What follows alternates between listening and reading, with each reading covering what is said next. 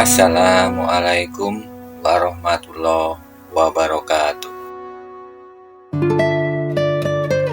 Malam hari itu, cuaca nampak bersahabat.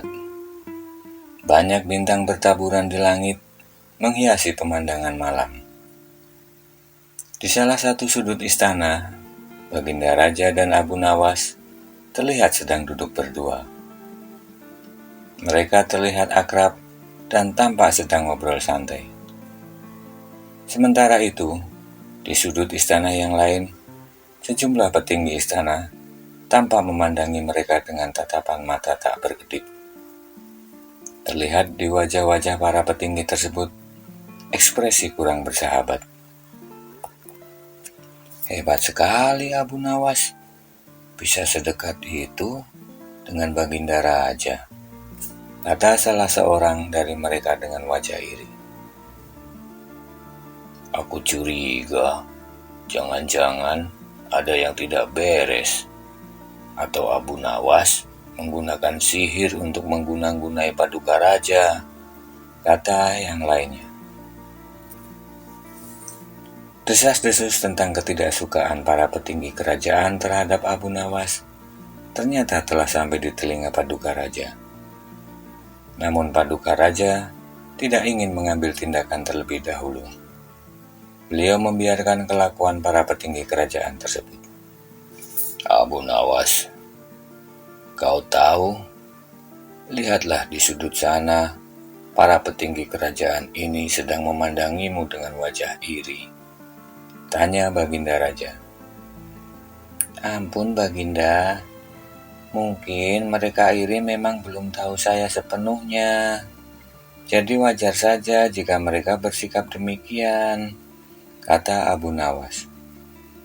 Mereka kan sudah tahu tentang dirimu, karena kamu seringkali ke istana, kata Baginda Raja. Betul tuanku, mereka tahu, tapi tidak mengenal saya lebih dalam, jawab Abu Nawas. Saya dengar paduka ingin sekali memelihara rusa, tanya Abu Nawas sambil menyeruput minuman yang dihidangkan. Iya, tapi kau jangan mengalihkan pembicaraan ini. Persoalan yang sedang kita bahas adalah petinggi kerajaan yang iri dan dengki kepadamu, kata Baginda Raja. Mohon ampun Baginda, hamba tidak mengalihkan pembicaraan.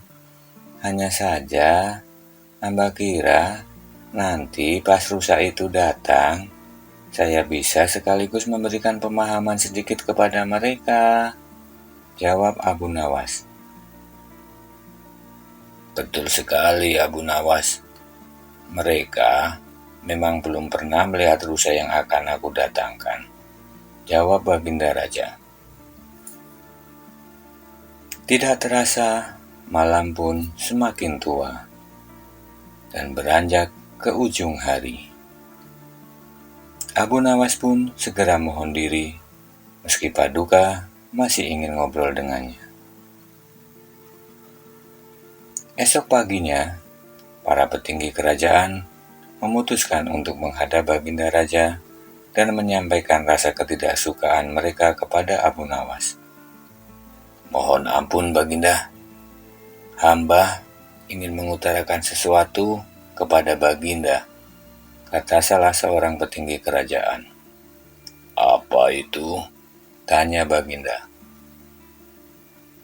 Hamba harap Baginda berhati-hati dan jangan terlalu dekat dengan Abu Nawas.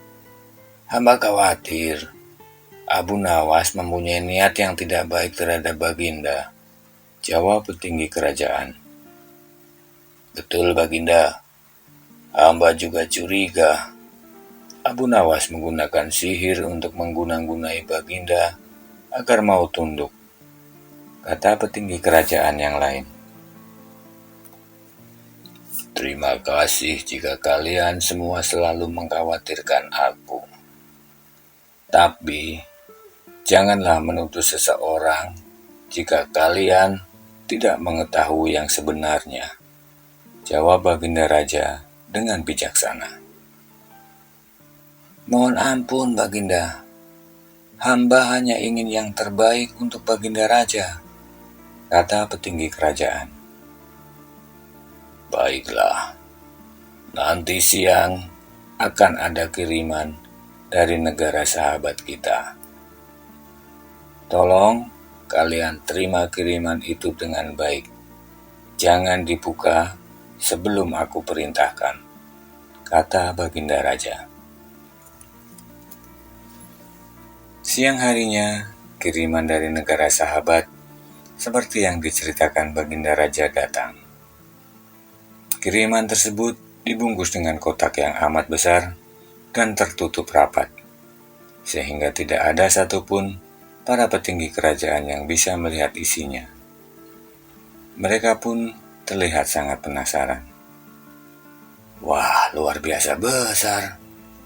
Jangan-jangan isinya emas permata yang sangat banyak, ucap salah satu dari mereka.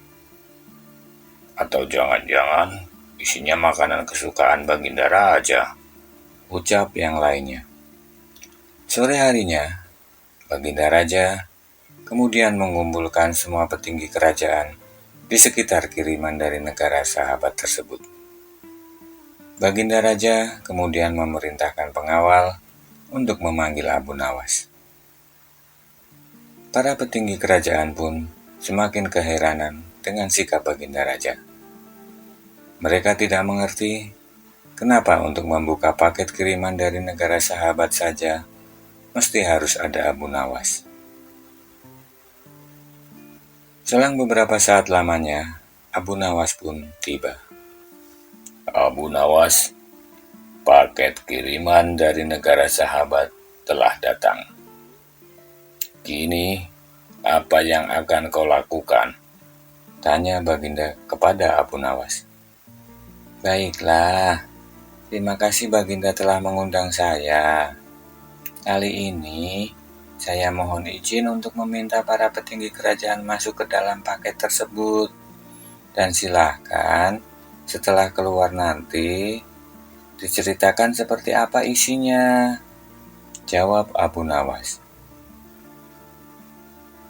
Baginda Raja kemudian segera memerintahkan para petinggi kerajaan untuk masuk ke dalam paket kiriman tersebut secara bergantian. Wajah para petinggi kerajaan nampak bertanya-tanya, namun mereka tidak mau membantah perintah Baginda Raja. Segera saja mereka memasuki paket kiriman tersebut secara bergantian. Setelah beberapa menit lamanya, kemudian para petinggi kerajaan pun kemudian menceritakan apa yang dirabanya dalam paket tersebut. Hamba mengira paket ini isinya baju-baju yang mahal harganya, karena saya tadi menyentuh sesuatu dan terasa sangat halus, kata salah seorang petinggi kerajaan. Kalau menurut hamba, ini adalah emas yang berbentuk bulat panjang, kata yang lainnya. Ternyata semua petinggi kerajaan mempunyai pendapat yang berbeda-beda tentang isi paket kiriman dari negara sahabat tersebut. Abu Nawas pun hanya tersenyum mendengar jawaban mereka semua. Begitu pula dengan Baginda Raja.